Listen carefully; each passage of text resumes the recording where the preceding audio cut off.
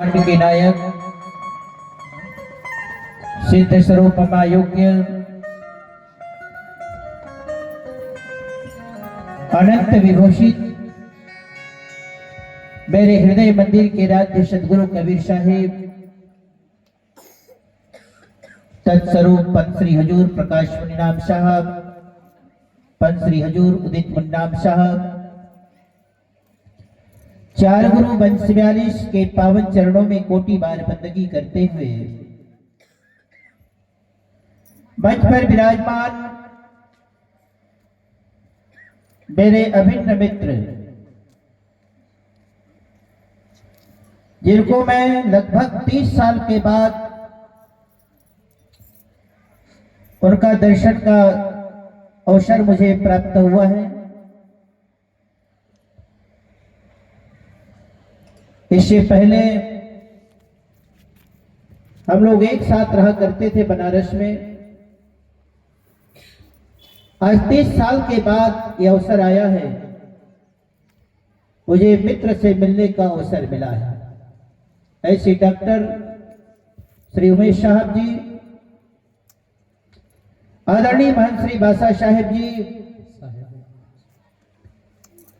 बुध मंगल में सम्मानीय सभी संत समाज, मेरे सहयोगी गण, साहब के नेमी प्रेमी जिज्ञासु मुमुक्षु पिपासु भक्त अंशजनों, भगवत भक्ति परायणा भक्तिमती परम वंदनीय माताओं, बाहर से आए हुए सभी सम्मानीय अतिथिगण, इस कार्यक्रम के आयोजक मंडल के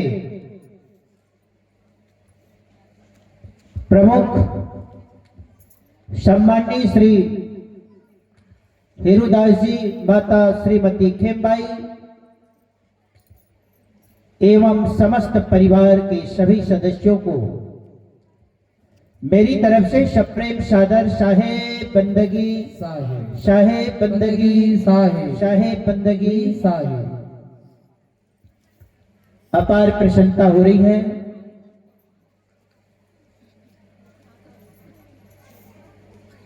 आसपास में भी आज बहुत बड़ा कार्यक्रम सत्संग का आयोजन हुआ है, उसके बावजूद भी आपकी उपस्थिति जो आपने दर्ज कराई है, ये मेरे लिए गर्व का विषय है। मुझे काफी प्रसन्नता हो रही है। आप सबों के बीच पाकर के मैं धन्य हो गया, अपने आप को सौभाग्यशाली समझता हूं। जीवन में ऐसे ही आप जैसे महान भावों का दर्शन होता रहे, आप जैसे लोगों के बीच में बैठने का, कुछ कहने का, कुछ सुनने का अवसर मिलता रहे, यही जीवन का सबसे बड़ा सौभाग्य है। हम विभिन्न महापुरुषों के द्वारा बहुत अच्छी अच्छी चर्चाएं सुन रहे थे। जितने भी महापुरुष हुए सभी लोगों ने नाम पर जोर लगा दिया है। यहां तक कि बिना नाम नरके गए, पढ़ चारों वेद, चारों वेद 6, 7, 18 पुराण 9 व्याकरण को कंठस्थ भी कर लिया जाए, पर नाम का स्मरण नहीं, जीवन में परमात्मा का नाम नहीं, तो समझो नरक में गया। ये बात मैं नहीं कह रहा हूं, महापुरुष कह रहे हैं। बिना नाम नरके गए, पढ़ी चारों वेद, पढ़ना अलग बात है, नाम का स्मरण करना ये उच्च कोटि की बात है। साहब पढ़ने में जोर नहीं देते, उन्होंने कहा भी है मसीह कागज छुओ नहीं, कलम धरो नहीं हाथ, ये ऊपर की लाइन है। आजकल आदमी इतने में रह जाता है और कहते हैं नहीं साहब तो पढ़े लिखे नहीं थे, उन्होंने पेन स्याही दवात की उपयोग किया ही नहीं। पर जब नीचे लाइन को आप पढ़ोगे, चारों युग की महात्म मुखई जलाई, चारों युग की एक युग की बात कौन करे? तो क्या साहब कोई साधारण व्यक्ति थे? साधारण पुरुष थे? पढ़ना अलग बात है, लिख देना अलग बात है। एक व्यक्ति मिलिट्री में नौकरी करता था, 6 महीना बीत गया, छुट्टी नहीं मिली, घर नहीं आया, नई नई शादी हुई थी, पत्नी को छोड़कर गया था। बोले हम त्योहार में आ जाएंगे, 2 महीना की बात है तो क्या 6 महीना बीत गए, लौटा नहीं अभी तक। पत्नी यहां से खत लिखती है, पत्र लिखती है, पहले कार्ड अंतर्देशीय पत्र चलता था, पत्नी लिखती है पत्र, प्रीतम के नाम लिखती है, बहुत कुछ लिखा। अंत में लिखती है तुम्हारे रहते मैं विधवा हो गई, मेरा जीवन विधवा की तरह व्यतीत हो रही है। पत्र पहुंचा, मिलिट्री के हाथ लगा, पढ़ा, उसमें लिखा था मैं विधवा हो गई, विधवा की तरह जीवन जी रहे। रोने लगा।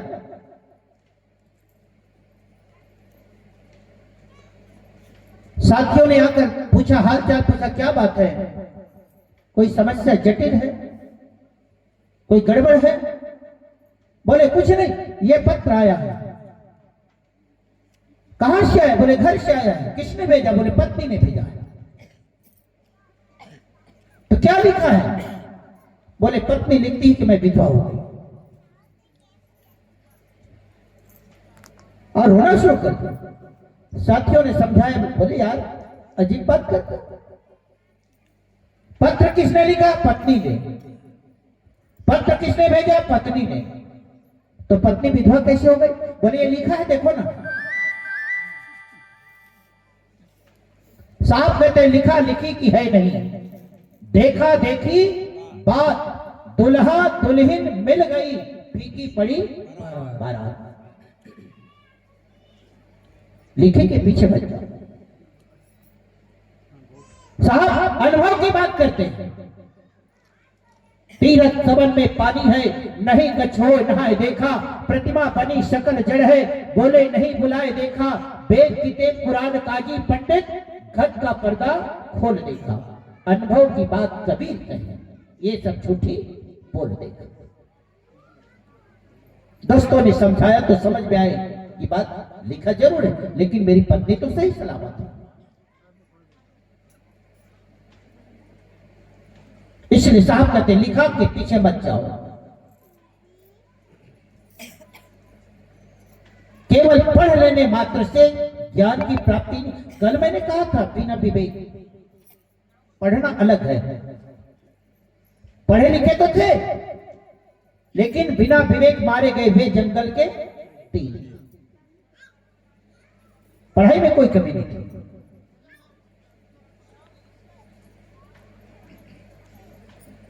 केवल पढ़ लेने से ज्ञान की प्राप्ति नहीं होती है।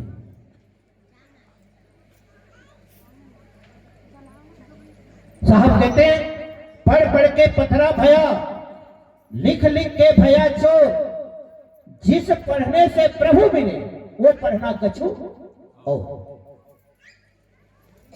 उस पढ़ाई की बात साहब करते हैं। वो पढ़ाई साहब ने किया था। वो कौन सी पढ़ाई है? स्कूलों में भी दूसरी तीसरी क्लास के बच्चों को मास्टर साहब पढ़ाते हैं, पोथी पढ़ी पढ़ी जग हुआ, पंडित भयानक हुए, ढाई आखर प्रेम का पढ़े सो पंडित। पंडित वही है, ज्ञानी वही है, विद्वान उसी को कहते हैं जिसके अंदर में प्रेम हो। एक होता है मानवीय प्रेम, दूसरा होता है ईश्वरीय प्रेम। मानवीय प्रेम तो सभी लोग कर रहे हैं। मानवीय प्रेम में मानवीय प्रेम वासनाओं से भरा हुआ है, लेकिन जब आप ईश्वरीय प्रेम करोगे तो वहां वासना नहीं, फिर उपासना समाहित हो जाएगा। उस प्रेम में उपासना छलकेगा। वो प्रेम जिसको पढ़ने के बाद परमात्मा की अनुभूति होती है, जिसको पढ़ लेने के बाद पंडित बन जाता है, ज्ञानी बन जाता है, विद्वान बन जाता है। उस पढ़ाई की बात साहब करते हैं। और वो व्यक्ति, उसको कहने की जरूरत नहीं, अपने आप उनका सुमरण ही चलता है। खाते समय, बैठते समय, सोते समय, चलते फिरते, हर समय उसका ध्यान केवल परमात्मा में, सदगुरु में रहता है। 24 घंटे परमात्मा का चिंतन में लगा रहता है। चेतन और चिता दोनों की राशि एक है।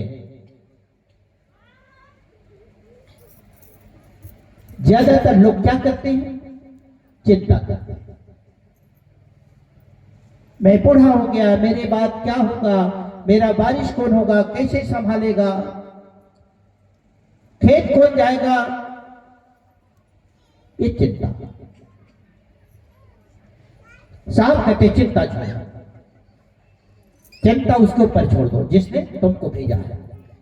चिंता उनकी है। आप सिर्फ चिंतन करो। जितनी ज्यादा देर चिंतन करोगे, जितनी अधिक चिंतन करोगे, उतनी ही जल्दी करीब परमात्मा के समीप आपको जाने का अवसर मिलेगा, उतनी ही जल्दी परमात्मा की अनुभूति होगी। और जितना ज्यादा चिंता करोगे, जितनी ज्यादा चिंता करोगे, उतनी जल्दी चिता पर जाने का अवसर मिलेगा। आप सोच लो, निर्णय कर लो, विचार करो।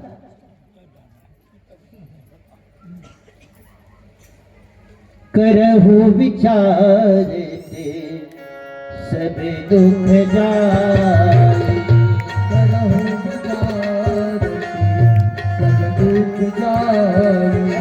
ताली बजा के गुनगुनाइए थोड़ा। सब दुख जाए, करहु विचार सब दुख जाए, करहु विचार सब दुख जाई। बड़ी हरी झूठा तेरे सगाई,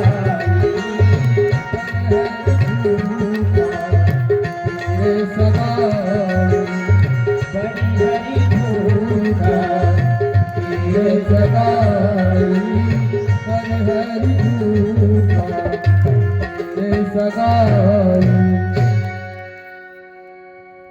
एक बार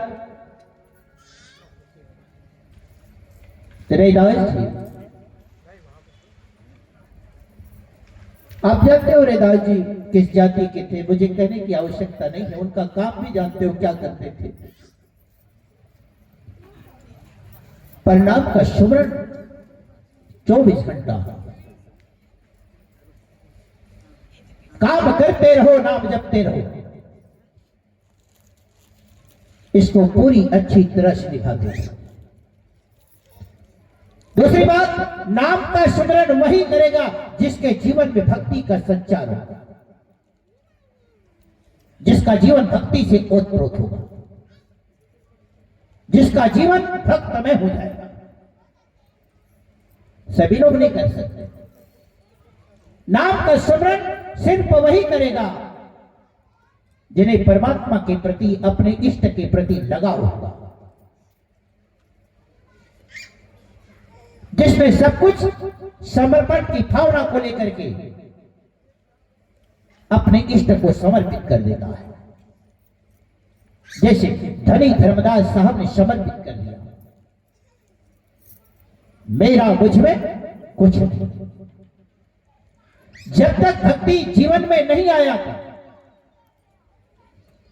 जब तक जीवन उसका भक्ति से दूर था, तब तक तो लगता था कि सब मेरा है, ये मकान मेरा, तन मेरा, मन मेरा, धन मेरा, सब मेरा।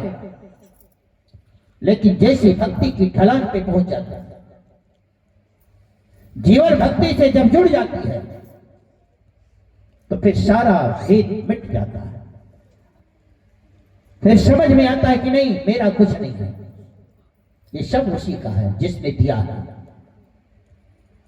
धर्मदास साहब को समझ में आ गया, कब? जब सदगुरु की भक्ति में लीन हो गए। तब उसने कहा, मेरा मुझ में कुछ नहीं, जो कछु सब तो तेरा, तुझको सौंपते क्या लागत है मोर। किसी ने कहा, रैदास जी 12 महीने में कुंभ का मेला लगता है, ये पर्व आया है, बड़ा सुंदर अवसर है, फिर आप तो भक्तराज हो, चलो क्यों न चले हम कुंभ का दर्शन कर लें।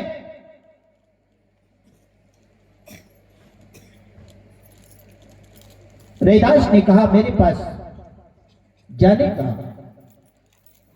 एक तो मैं गरीब आदमी हूं, सुविधा नहीं है, दूसरी बात मेरी बूढ़ी मां है, बूढ़े पिता हैं, जिनकी मुझे सेवा करनी पड़ती है। मैंने परसों कहा था, सब काम करो, मंदिर भी जाओ, गुरुद्वारा भी जाओ, आपका मन जहां लगता है यात्रा में चले जाओ, लेकिन एक बात को ध्यान रखना, मंदिर पूजा रोज कर, तीर्थ कर 1000, माता पिता की सेवा नहीं तो सब कुछ है बेकार। मेरी बुढ़ी मां, बुढ़े पिता, मैं चला जाऊंगा, इनकी सेवा कौन करेगा? कभी मत कहना कि मां बुढ़ी हो गई, पिता बूढ़े हो गए, इनको अलग कर दिया जाए, तुम जानो तुम्हारा काम जाने। हम उस मां के ऋणी हैं, उस पिता के ऋणी हैं जिसने हमको जन्म दिया है। ऋण से मुक्त होने के लिए संतान को चाहिए उनकी उम्र दराज सेवा करें, उम्र भर सेवा करें, उनकी आवश्यकताओं को ध्यान में रखें।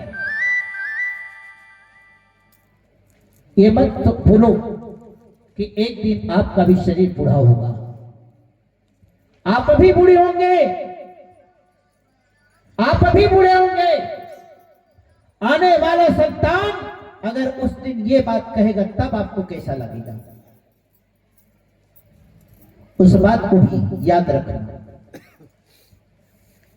क्योंकि एक क्रम लगा हुआ है, आज हमारी कल तुम्हारी, देखो पारी पारी, ये लगा हुआ है।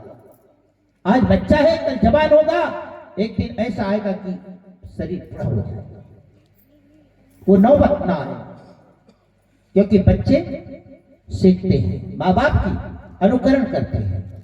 मम्मी क्या कर रही है, पापा क्या करते हैं, वो देखता है। सुबह उठता है, पापा स्नान करता है, अगरबत्ती जलाता है, अपने इष्ट के सामने माथा झुकाता है, बच्चा देखता है, और उस बच्चे के जीवन में भी वो संस्कार आ जाता है। सिखाने की जरूरत नहीं पड़ती। बच्चा देखता है, पिता सुबह उठता है, बीड़ी सिगरेट पीता है, तंबाकू खाता है, गुड़ाखू रगड़ता है, तो बच्चे में भी उस गुण आ जाते हैं। वो देखता है, अनुकरण करता है। इसलिए गलत आचरण का प्रयोग अगर माता पिता न करें तो संतान भी करीब करीब शुद्ध संस्कारों में ही जीवन जिएगा। रैदास ने कहा, महाराज मैं नहीं जा सकता, आप सौभाग्यशाली हो, आपको अवसर मिला है, आप जाओ, मैं नहीं जा सकता, लेकिन मेरी तरफ से एक चढ़ावा लेकर जाओ और गंगा माई को चढ़ा देना, गंगा माई को देना, फेंकना मत। लोग गंगा में जाके फेंकते हैं, उसने कहा फेंकना मत, गंगा माई को देना, तब देना, मेरा नाम लेना कि एक भक्त हैं रैदास, वो आपकी सेवा में ये चढ़ावा भेजे। वो चढ़ावा क्या था? एक सुपारी और एक पान। बोले गंगा माई हाथ उठाकर मांगे तब देना, फेंकना मत। और ब्राह्मण देवता पहुंच गए कुंभ मेला, स्नान किया, डुबकी लगाया, पूजा पाठ किया, दान पुण्य किया, जो बना। उसके बाद चलने की तैयारी, वापसी की तैयारी हुई तो उनको याद आया कि रैदास जी ने एक चढ़ावा भेजे गंगा जी को। उनको याद आया, झोली से निकाला सुपारी और पान। उसने कहा गंगा मैया, रैदास नाम का एक भक्त है, वो आपकी सेवा में ये पान और सुपारी भेजी है। जैसे रैदास का नाम लिया, गंगा माई प्रकट हो गई, हाथ फैला दिया। भाव होना चाहिए, प्रेम होना चाहिए। हाथ फैला दिया, उनके हाथ में पान सुपारी दे दिया। ब्राह्मण देवता अबाक रह गए, भाई इतना दान किया, इतना पुण्य किया, रोज माला जाप करता हूं, कभी मुझे गंगा का दर्शन नहीं हुआ, लेकिन आज रैदास के पीछे मुझे गंगा माई का दर्शन हो गया, बड़ा खुश हुआ। गंगा माई ने तुरंत दूसरे हाथ से एक सोने की अंगूठी दिया। बोले इसको रैदास को दे देना जाता, एक अंगूठी को या कंगन को, कंगन दिया, चलो कुछ तो दिया, 2 कंगन। बोले इसको रैदास को ले जाकर दे देना। अब गंगा जी के द्वारा मिला हुआ कंगन कोई हल्का तो हो नहीं सकता।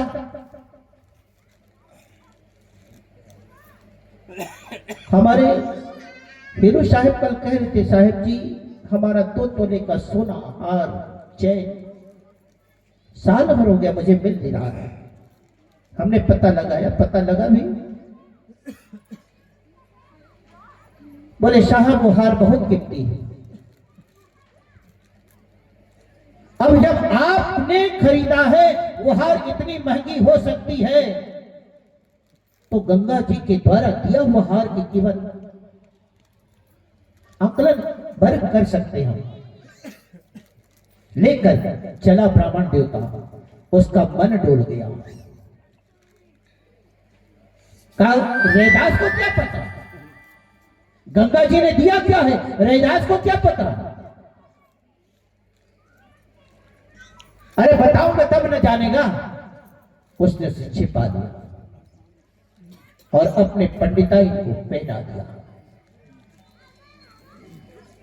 ब्राह्मण देवता आ गए, 1 दिन बीता, 2 दिन बीता, रैदास को कोई खबर नहीं बताया, पर रैदास को पता चल गया।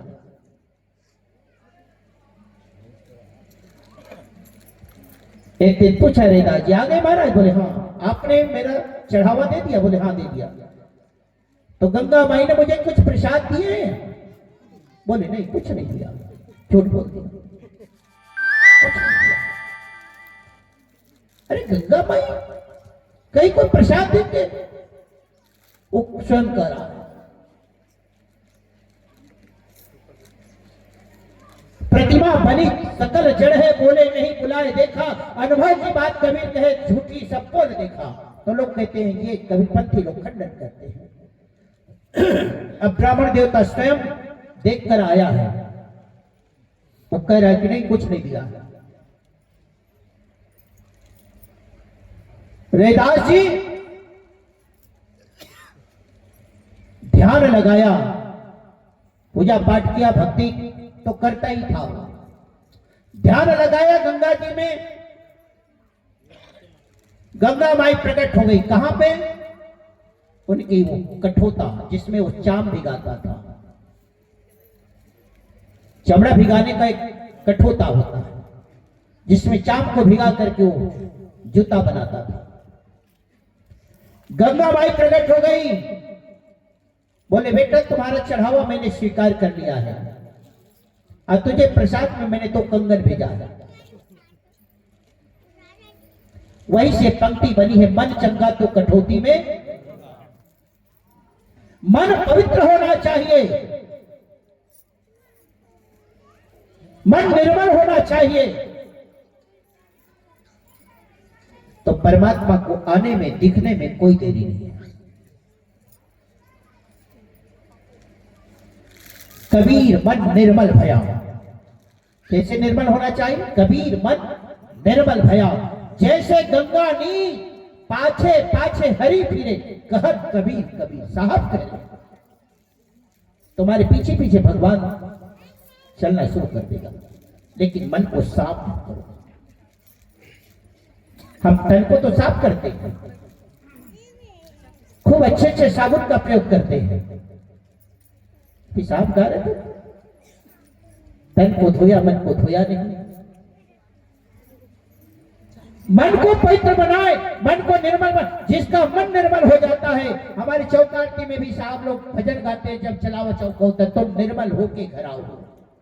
हंसा दुर्मति, जो चौका वाले उनको मालूम होगा, अब मालूम नहीं तो चौका कराने से फिर मतलब ही कोई नहीं है। तुम निर्मल होकर घर आओ, हंसा दुर्मति छोड़ दे। बाबा जी ने लिख दिया, निर्मल मन जन सो मोहि पावा,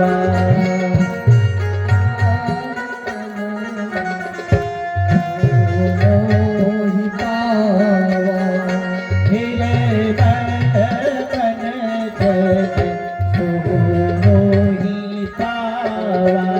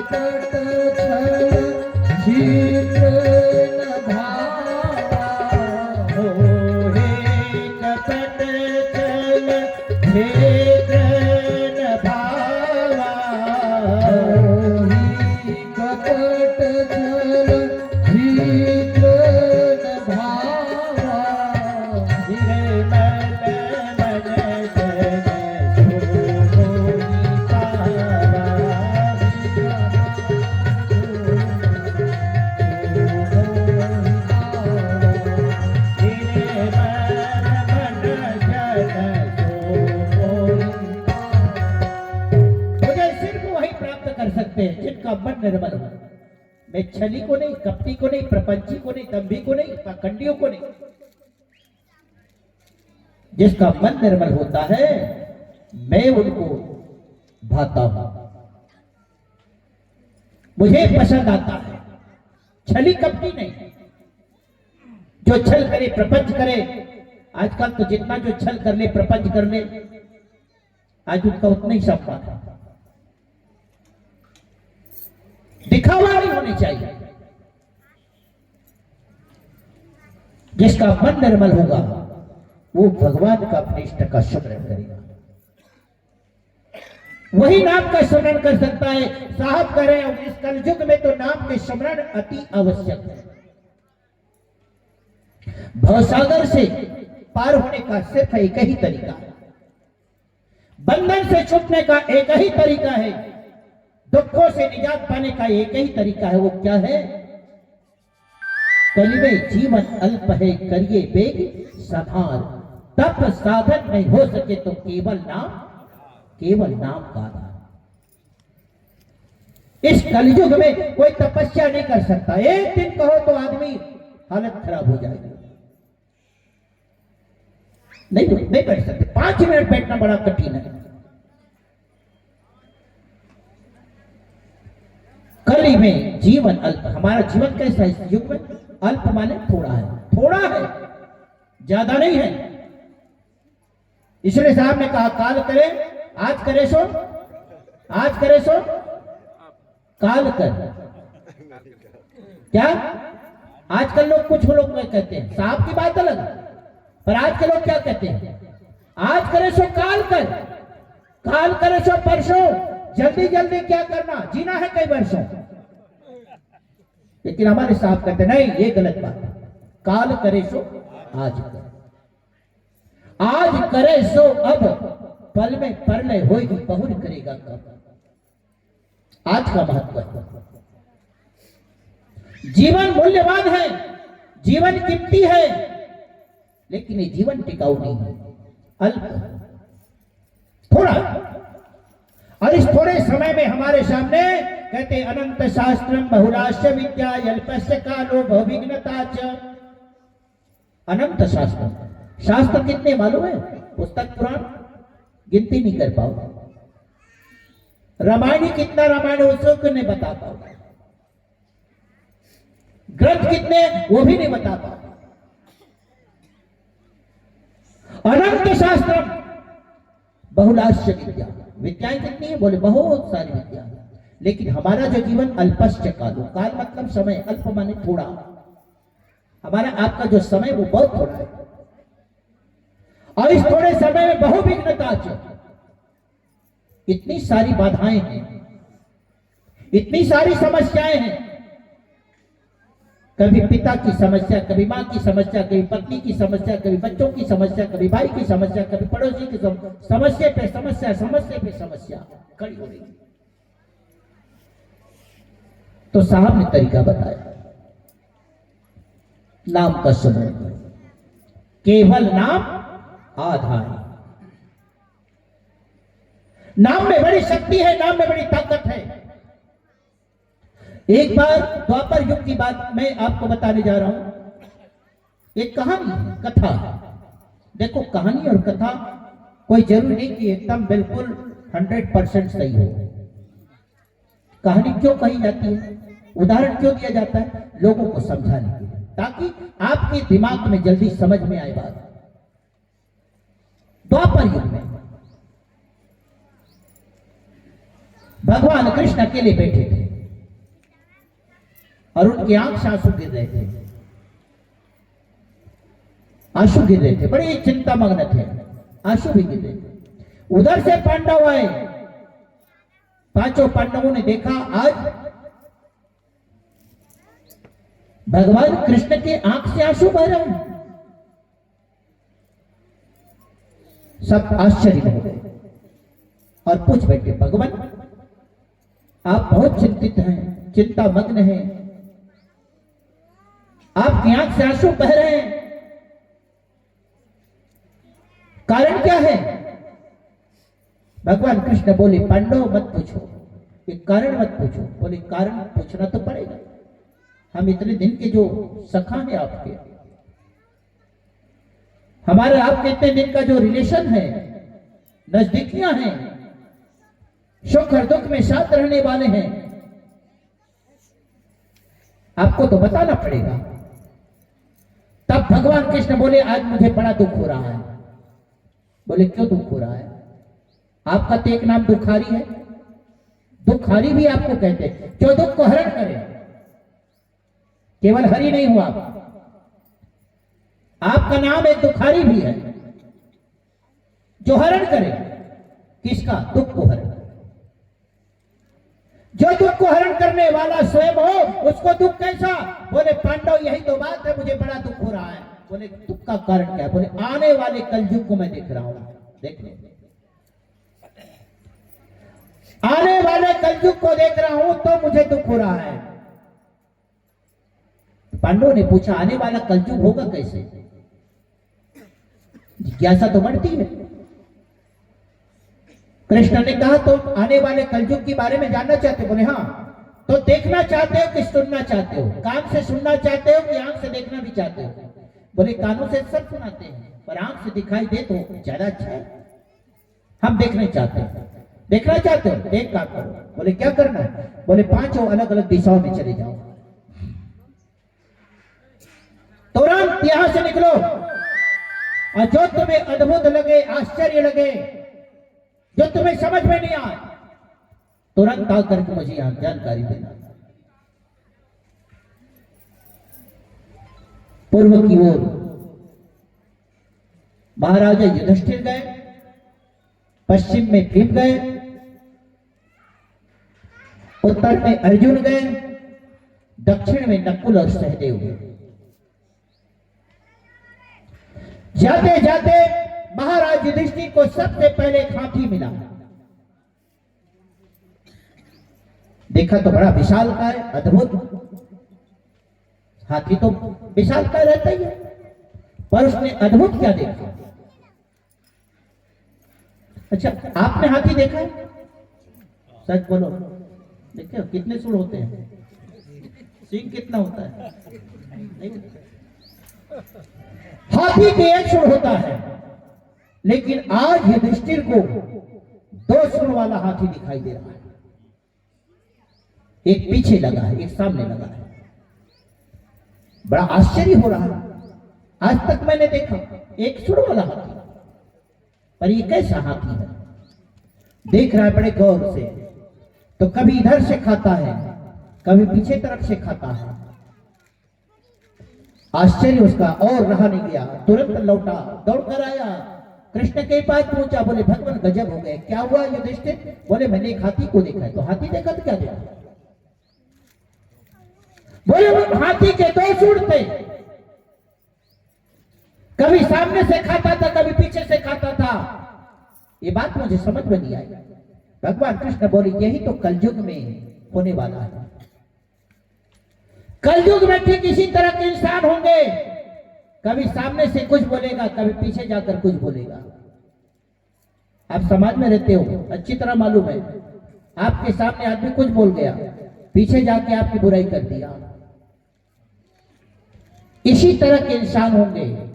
बात चल रही थी, इतने में भीम लौटा। भीम आ गया, बात पूरी नहीं हो पाई। भीम कहने लगा, बोले भगवान, अरे क्या हुआ भीम? बोले भगवान मैंने बड़ा आश्चर्य देखा। बोले क्या देखा? बोले मैंने 3 कुआं एक साथ देखा, 3 कुआं लगातार, जैसे उंगली 1 2 3 लाइन से 3 कुआं मैंने देखा। तो क्या देखा? बोले इस कुएं में पानी था, इस कुएं में पानी था, पर बीच का कुआं सूखा था। तब तो आश्चर्य लगेगा, जब इसमें भी पानी है, इसमें भी पानी, इसमें भी पानी होना चाहिए, पर ऐसा नहीं। भगवान कृष्ण बोले भीम इसमें आश्चर्य होने की बात नहीं है, अचरज होने की जरूरत नहीं है।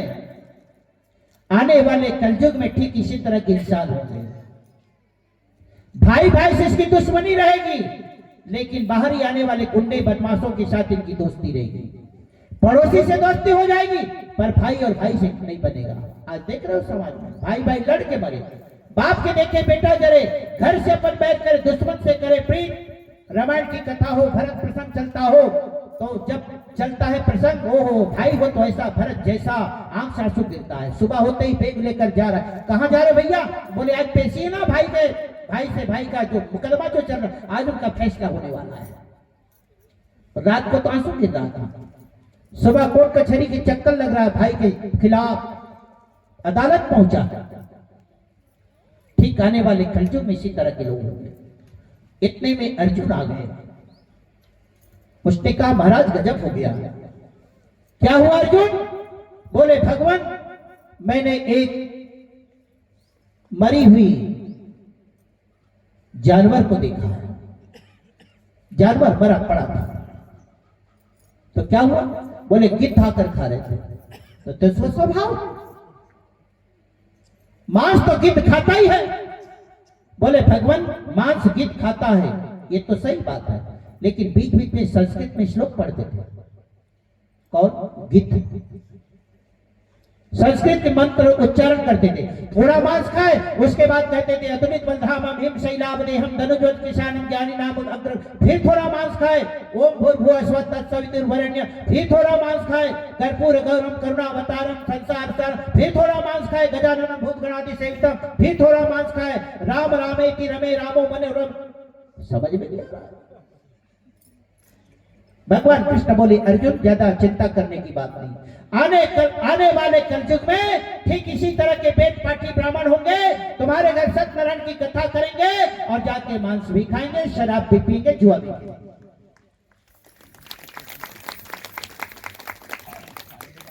आप समाज में रहते हो, अच्छी तरह आप परिचित हो। आपके घर पूजा पाठ करेगा महाराज आएगा, पूजा पाठ कर लेगा, लेकिन उसको कहो सा महाराज भात खा लो ना, भात चुर गए हैं। बोले नहीं हम तुम्हारे यहाँ भात नहीं खाएंगे। क्यों? तुम साहू हो, तुम कुर्मी हो, तुम राउत यादव हो। राउत का तो अच्छा नहीं लगता, यादव जी कह दो तो ठीक है। तुम्हारे घर भोजन क्यों? हम ब्राह्मण हैं। सूखा दाल चावल दे दो, लेकर चले जाओ। खाता है क्या आपके घर? सत्यनारायण की कथा जहां होती क्या महाराज भोजन करते बैठकर? सही बताओ आप। आपके घर से भोजन इनकार करके गया और बाहर रोड में होटल बनाए, वहां जाकर चाय पी रहे, भजिया खा रहे, समोसा खा रहे। वो कौन सा ब्राह्मण है? होटल वाला। उसका बाप बेटा है बनाने वाला, समोसा बनाने वाला। जात बिगड़े होटल में, इसीलिए संतों ने कहा जात बिगड़े होटल में, इज्जत बिगड़े मोटर में, कुछ लोग बिगड़ गए मंद कुकरी बोतल में। आप घर आए तो जाती और पाती, होटल में खा रहे तो वो तो लिखा है भैया पहले होटल। तुम अगर कुछ हो तो यहां से टच जा, तेरे लायक नहीं है, लेकिन महाराज के लायक है वो। आप शुद्ध भोजन बनाकर दे रही हो, माताएं नहा धो करके एकदम बढ़िया पवित्र भोजन बना रही, पवित्र मन से भोजन बना रही। बनाना भी पवित्रता के साथ, कभी भी बनाओ। माताओं से मैं अक्सर ये बात कहता हूं, जब आप भोजन बनाती हो ना तो उस समय कभी मत सोचना ये भोजन अपने लिए बना रही हूं, ये भी मत सोचना ये भोजन अपने बच्चे के लिए बना रही हूं, ये भी मत सोचना कि ये भोजन अपने पति के लिए बना रही हूं। बिल्कुल मत सोचना, मन में ख्याल भी लाना। क्या करना है आपको? ये भोजन साक्षात परमात्मा प्रभु के लिए बना रही हूं, ये भोजन साक्षात परमात्मा सदगुरु के लिए बना रहे हूं। वो भोजन में पवित्रता होगी, वो भोजन सुपाच्य होगा, और जो भोजन को ग्रहण करेगा उसका दिल दिमाग भी संस्कारवान होगा। जैसा खावे अन्न होगा वैसा मन, पियोगे जैसे पानी निकलेगी वैसी वाणी, करोगे जैसा संग होगा तो वैसा रंग। आहार शुद्ध हो सत्य शुद्धि, शास्त्रों में भी लिखा है। जिनका आहार शुद्ध हो उनकी बुद्धि ठीक होती है, जिनका खाना खराब उसका जीना खराब, जिसका खाना खराब उसका जमाना खराब। लोग कहते जमाना खराब है, जमाना खराब नहीं, जिसका खाना खराब उसका जमाना खराब, और जिसका पीना खराब तो उसका जीना खराब। जिसका पीना खराब रहेगा तो निश्चित उसका जीवन खराब होगा, खराब होगा।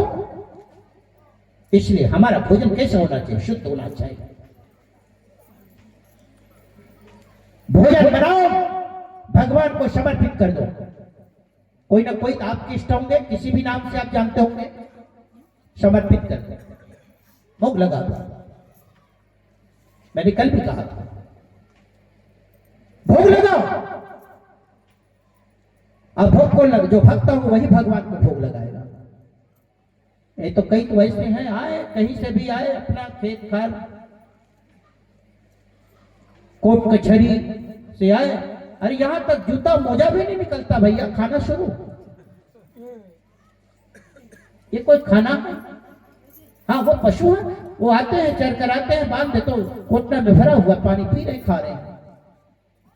हम इंसान हैं, इंसान की तरह भोजन करो। आइए हाथ पैर धो लीजिए, बढ़िया कुल्ला कर लीजिए।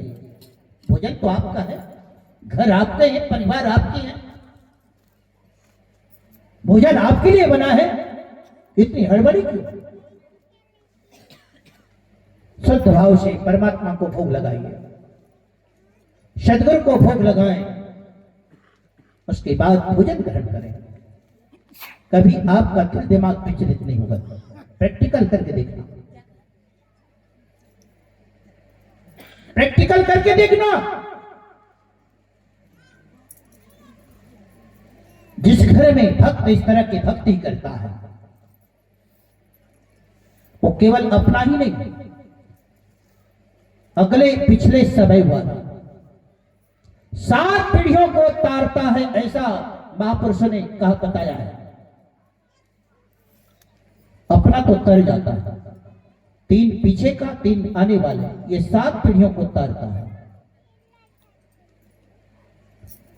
जागर भक्त ले अवतारा,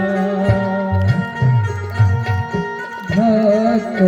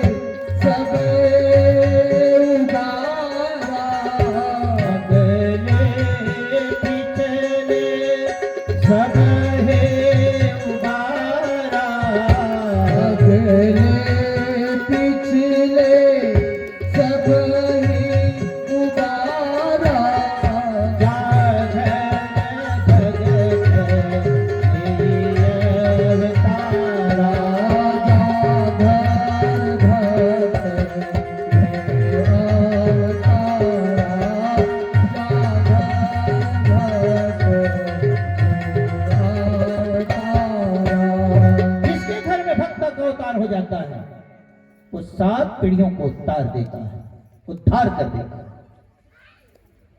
इसलिए माताओं से निवेदन है, आप जननी हो, जनिता हो, जन्मदात्री हो, संतान को जन्म देने वाले हो, संतान को ऐसा जन्म दो, ऐसे संतान को जन्म दो,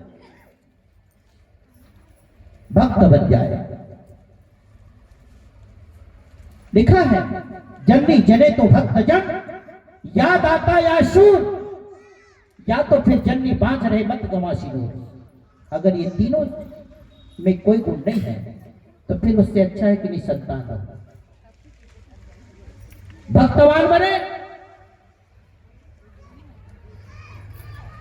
या दानवीर बने या शूरवीर बने, जो तुम्हारी और तुम्हारे परिवार के, समाज की, देश की रक्षा कर सके।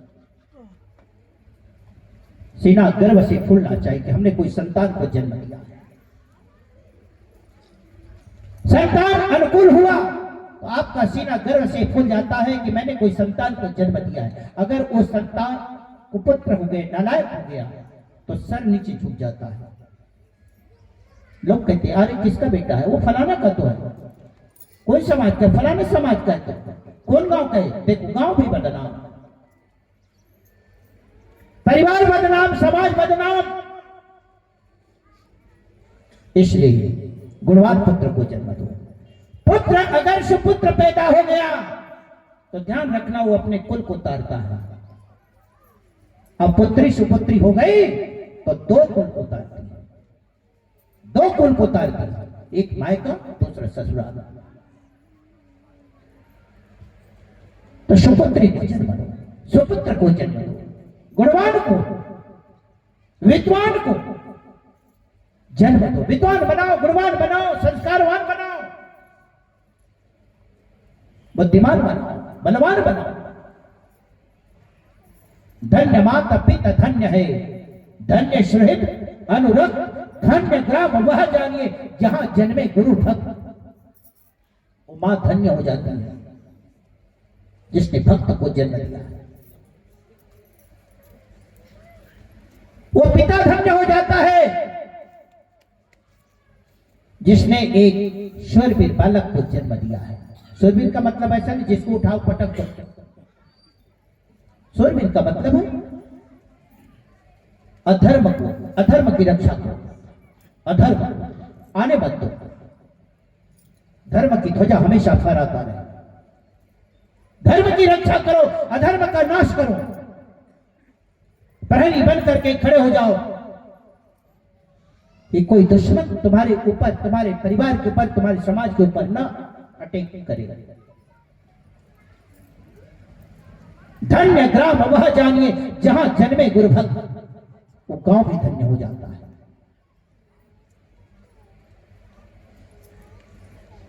हम लोगों से कई लोग पूछते साहेब तुम्हारा गांव कहां है, हम बताते बस थक जाते हैं। कभी कभी ऐसा माहौल बन जाता है। अब साधु है तो साधु का गांव क्या है? साधु की जाति क्या, साधु की समझ में नहीं आता। कभी कभी लोग इतने पीछे क्यों पड़ जाते हैं, जैसा कोई संबंध बनाना है, रोटी बेटी संबंध, जबकि साहब ने कहा जाति ने पूछो साधु की। पर उस समय पता नहीं विवेक कहां चला जाता है। अर्जुन ने आया, समाधान हुआ, उसके बाद बोले आने वाले कलयुग में ठीक इसी तरह से वेद पाठी ब्राह्मण होंगे, तुम्हारे घर सत्यनारायण की कथा भी करेंगे लेकिन मांसाहार भी होंगे। आज बहुत गिने गिने लोग बचे होंगे महाराज, नहीं तो हमारे यहां मोहल्ले में भी ना ब्राह्मण लोग हैं। जब कोई बकरा काटते हैं ना तो कहते हैं मुड़ी मोला दे दे। हाँ सही बात करो, आगे हो जाता है खाने के लिए। अरे तुम ब्राह्मण हो भैया, शिक्षा प्रदान करने के लिए तुमको बनाया, वर्ण व्यवस्था बनी है, वर्ण व्यवस्था बनी है, उसका तो पालन कर। इतने में नकुल और सहदेव आए। नकुल सहदेव आए, बोले भगवान गजब हो गया। बोले क्या हुआ? बोले हमने एक बहुत ऊंची चोटी पहाड़ को देखा, पर्वत को देखा, इतनी ऊंचाई हमने देखा तो हमारी जो पगड़ी हो नीचे गिर गया, इतनी नीचे। और हमारे देखते ही देखते एक बड़ा सा चट्टान टूटकर नीचे गिरने लगा, नीचे लुढ़कने लगा। लुढ़कते लुढ़कते लुढ़कते कभी बड़े बड़े पेड़ आए, उसको भी ला के गिरा दिया। कभी कभी बड़े चट्टान आए, उसको भी तोड़ दिया। वो कहीं नहीं रुका, लुढ़कते लुढ़कते नीचे आ गया, नीचे गिर गया। नीचे आया, थोड़ा सा बाकी था नीचे जमीन को छूने में, उतने में एक तिनका घास मिला, घास, और घास ने उस चट्टान को रोक दिया। जिस चट्टान को बड़े बड़े पत्थर नहीं रोक पाए, बड़े बड़े पेड़ को हिला करके उखाड़ कर फेंक दिया, पेड़ पौधे नहीं रोक पाए, उस पत्थर को छोटी सी तिनका घास ने रोक दिया। मेरा निवेदन है कभी किसी को छोटा मत समझना। हम ये भी भूल कर देते हैं कभी कभी। आप ठीक हो, बलशाली हो, ताकतवर हो, धनवान हो, लेकिन दूसरों को भी कम मत आंकना। जहां काम आवे सुई कहां करे तलवार। महाराज वो तिनके में इतनी बड़ी ताकत, ये हुआ कैसे? ये बड़ा आश्चर्य लगा। वो तिनका ने उस पत्थर को रोक दिया, नीचे गिरने से रोक दिया। भगवान कृष्ण बोले आने वाले कलयुग में एक से एक गुंडे बदमाश होंगे, एक से एक अधर्मी पाखंडी पापी होंगे,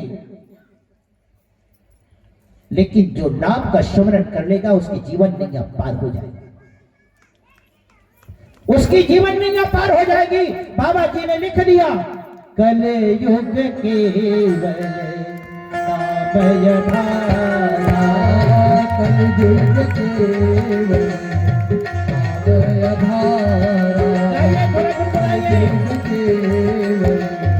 नामय धारा, कलयुग केवल नामय धारा।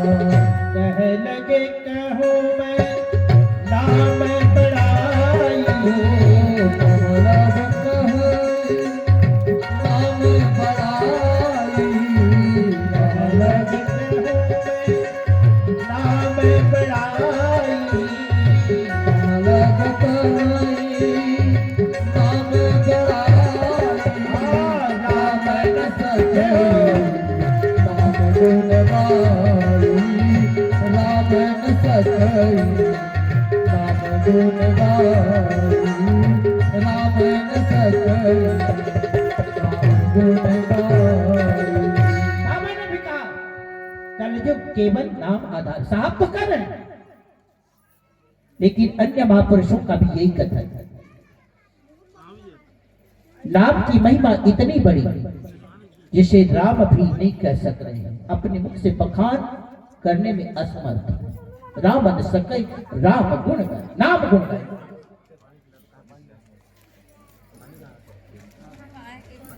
इतनी बड़ी नाम की शक्ति, नाम की क्षमता, और हमारे जीवन का भी अंतिम साथी नाम ही है, ध्यान रखना। 1 बजे का समय था क्या, कितना समय, 1:30 बजने वाला है?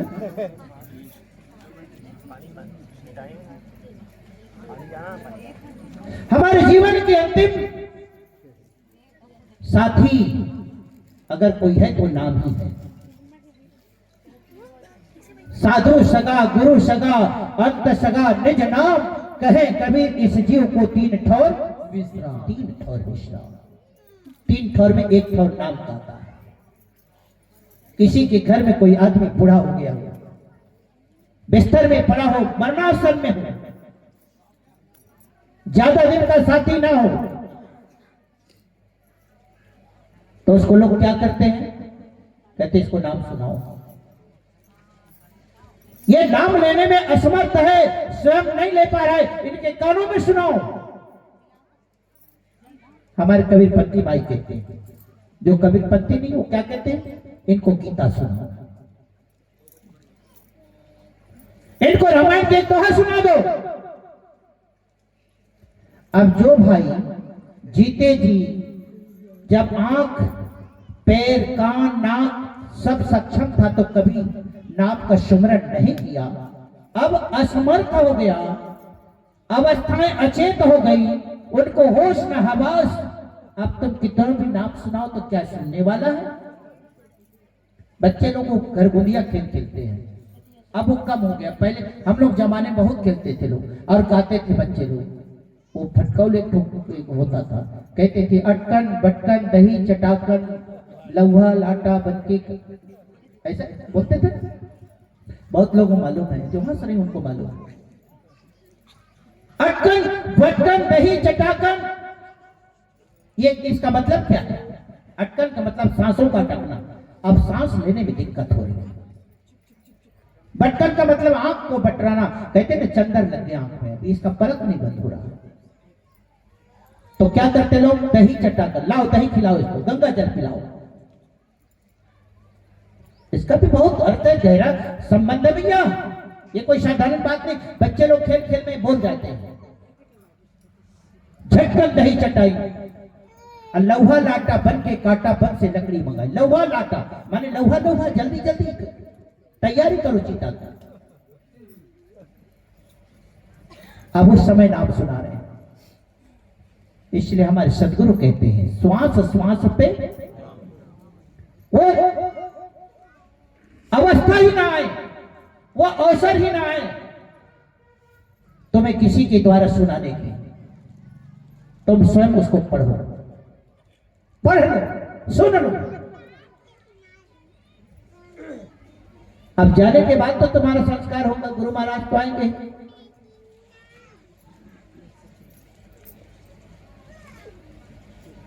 श्वास श्वास में नाम लो, वृथा श्वास मत खो, ना जाने यह श्वास की फिर आवन हो न हो। हीरू साहब की जहां कहीं भी होंगे आ जाएंगे मंच में परिवार के सभी लोग। इसके बाद आरती होगी। 1 बजे का समय था, मैं तो 1:30 बजा रहा हूं, 1:30 कर दिया मैंने इसको।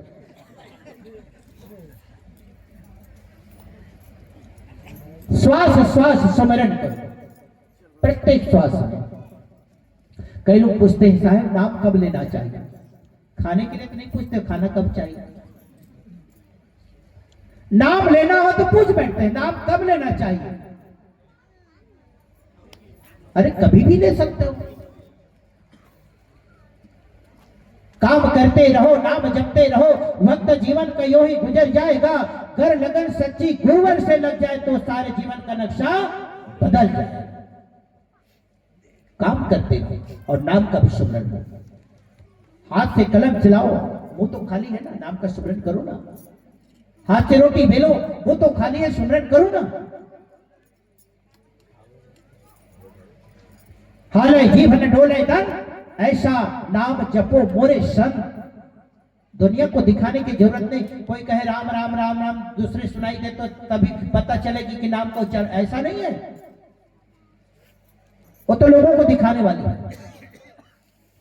हमारे साहब कहते श्वासा की कर सुमरणी, कर अजपा की जाप, परम तत्व पर ध्यान धर, सोहम आपया। श्वासा की तुम डोरी बनाओ, इस श्वासा को धागा बनाओ, और जो नाम है सदगुरु का, जो नाम है जो गुरु ने दिया है, उस नाम को कंठी बना के उसमें पिरो दो